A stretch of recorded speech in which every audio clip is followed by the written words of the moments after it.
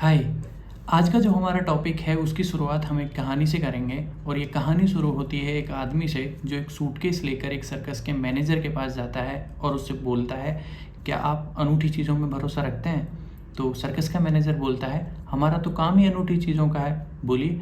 तो वो आदमी बोलता है कि मेरे पास एक ऐसा कुत्ता है जो पियानो बजाता है।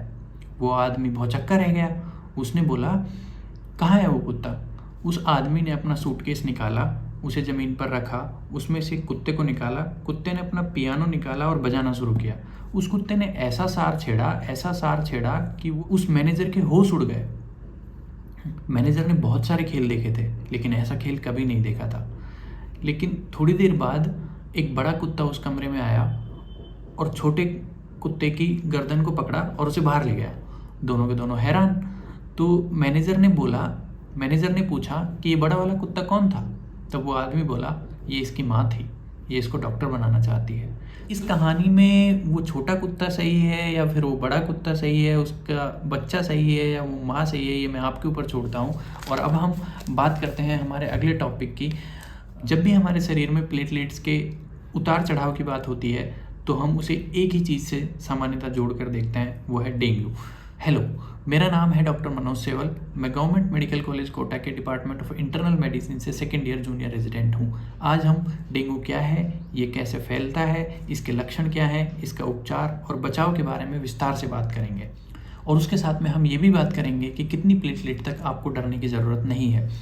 तो डेंगू फीवर या डेंगू का बुखार, इसे ब्रेक बोन फीवर यानी कि हड्डी तोड़ बुखार के नाम से भी जाना जाता है। डेंगू फीवर डेंगू वायरस के संक्रमण की वजह से होता है और ये एडिस इजिप्टाई नाम के मच्छर के काटने की वजह से फैलता है। मान लो एडिस इजिप्टाई नाम का कोई मच्छर संक्रमित है डेंगू वायरस से, तो वो एडिस इजिप्टाई मच्छर जब भी किसी स्वस्थ व्यक्ति को काटेगा तो ये वायरस उस स्वस्थ व्यक्ति के अंदर प्रवेश कर जाएगा और प्रवेश करने के 2 से 3 दिन के अंदर उस व्यक्ति में डेंगू फीवर के लक्षण शुरू हो जाते हैं। और जैसे ही कोई असंक्रमित एडिस इजिप्टाई मच्छर उस व्यक्ति को काटेगा तो वो डेंगू वायरस उस व्यक्ति से एडिस इजिप्टाई मच्छर में आ जाएगा। तो इस तरह से ये एक से दूसरे व्यक्ति में फैलता है। आपको ये जानकर आश्चर्य होगा कि हमारे संसार की लगभग आधी जनसंख्या डेंगू फीवर के रिस्क पर है।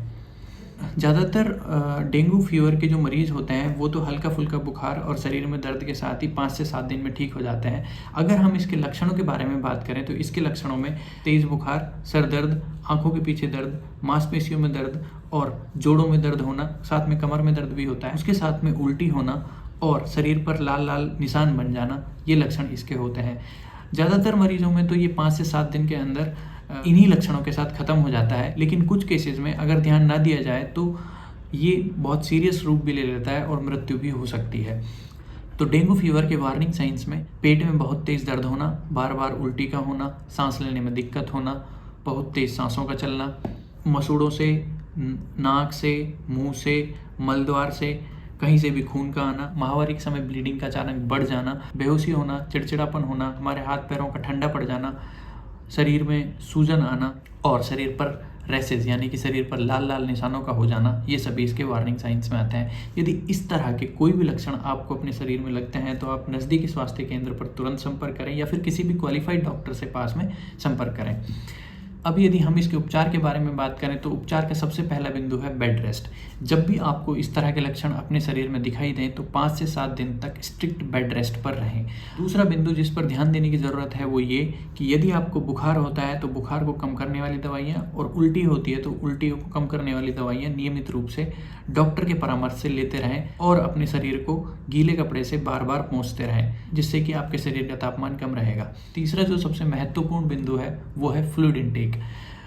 पसीने आने की वजह से, बुखार होने की वजह से, बार बार उल्टी होने की वजह से और खान पान कम होने की वजह से हमारे शरीर में पानी की मात्रा बहुत कम हो जाती है। तो कोशिश करें कि हमारे शरीर में पानी की मात्रा कम ना हो। उससे बचाव के लिए बार बार थोड़ी थोड़ी मात्रा में नींबू का पानी, ORS का पानी, नारियल पानी, दूध, फलों के जूस, सूप और सादा पानी पीते रहें। और ये इंश्योर करें कि प्रतिदिन कम से कम 3 लीटर फ्लूइड्स का इंटेक आप रखें। और ऊपर बताए गए वार्निंग साइंस में यदि कोई भी वार्निंग साइंस आपको अपने शरीर में लगते हैं तो आप तुरंत किसी भी नज़दीकी स्वास्थ्य केंद्र पर जाएं या फिर किसी भी क्वालिफाइड डॉक्टर से जाकर संपर्क करें। और प्लेटलेट काउंट के बारे में यदि हम बात करें तो जब तक आपका प्लेटलेट काउंट 50,000 से नीचे नहीं आता आपको भर्ती होने की ज़रूरत नहीं है, और जब तक आपका प्लेटलेट काउंट 20,000 से ऊपर है आपको ब्लीडिंग होने के चांसेस भी कम होते हैं। लेकिन भर्ती करना है या नहीं करना है इसका निर्णय आप अपने डॉक्टर को लेने दें, क्योंकि इसमें सिर्फ प्लेटलेट ही नहीं बाकी भी बहुत सारी चीज़ें होती हैं जिनको एग्जामिन करके एडमिट करना है या नहीं करना है इस बात का निर्णय लिया जाता है। यदि हम इसके बचाव के बारे में बात करें तो डेंगू का मच्छर एक तो साफ पानी में अंडे देता है और दिन में काटता है, तो अपने घर के आसपास जहाँ भी कहीं पानी इकट्ठा हो या घर के अंदर भी जहाँ भी कहीं पानी इकट्ठा हो तो उस पानी को इकट्ठा ना होने दें। और अगर ऐसी जगह है जहाँ से आप पानी को नहीं निकाल सकते तो उसके ऊपर आप केरोसिन डाल दें, उससे एक लेयर बन जाती है जिससे पानी के अंदर रहने वाला जो मच्छर है उसको ऑक्सीजन नहीं मिलती और उसकी मृत्यु हो जाती है।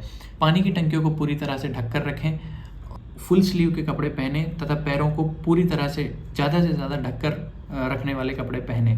बच्चों को बाहर भेजने से पहले उनके ऊपर मच्छरों से बचाने वाली क्रीम लगाकर ही बाहर भेजें। यदि आप दिन में सोते हैं तो जाली लगाकर सोएं और रात में मॉस्किटो कॉइल का उपयोग करें। यदि ये वीडियो आपको पसंद आया है तो इसे लाइक करें। अगर आपकी कोई भी सजेशन है तो उसे आप कमेंट बॉक्स में डाल सकते हैं और इसे अपने परिवारजन और दोस्तों के साथ शेयर करें। और भविष्य में इसी तरह की वीडियोस और पाने के लिए हमारे चैनल को सब्सक्राइब करें। मिलते हैं अगली वीडियो में, तब तक के लिए जय हिंद, जय भारत।